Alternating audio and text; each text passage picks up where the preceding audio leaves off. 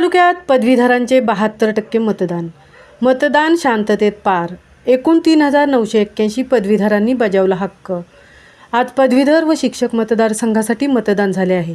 नुकत्याच झालेल्या लोकसभा निवडणुकीनंतर राज्यात आजची महत्त्वाची निवडणूक होती. त्यामुळे यात कोण पक्ष बाजी मारणार हे आज होणाऱ्या मतदानामुळे ठरणार आहे. या निवडणुकीत एकूण 5513 पदवीधर मतदार होते. त्यापैकी एकूण 3981 पदवीधर मतदारांनी मतदान करून आपला हक्क बजावला. या निवडणुकीत महाविकास आघाडी आणि महायुतीच्या उमेदवारांमध्ये चुरशीची लढत होणार. भाजप प्रणित महायुतीचे उमेदवार निरंजन वसंत डावखरे तर महाविकास आघाडीचे रमेश कीर हे उमेदवार यांच्यामध्ये प्रमुख चुरस दिसून येत होती. या निवडणुकीतही अनेक आरोप प्रत्यारोप पाहायला मिळाले.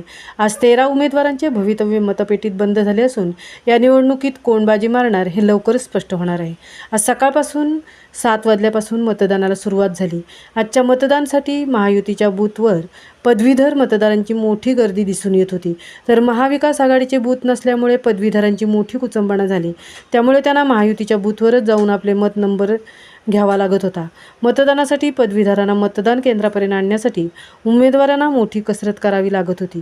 पदवीधर तसेच शिक्षक मतदारसंघात नोंदणी केलेल्या मतदारांना मतदानाचा हक्क बजावण्यासाठी शासनाने विशेष सुट्टी मंजूर केली होती. महामुंबईसह दीपक लोके, पेण.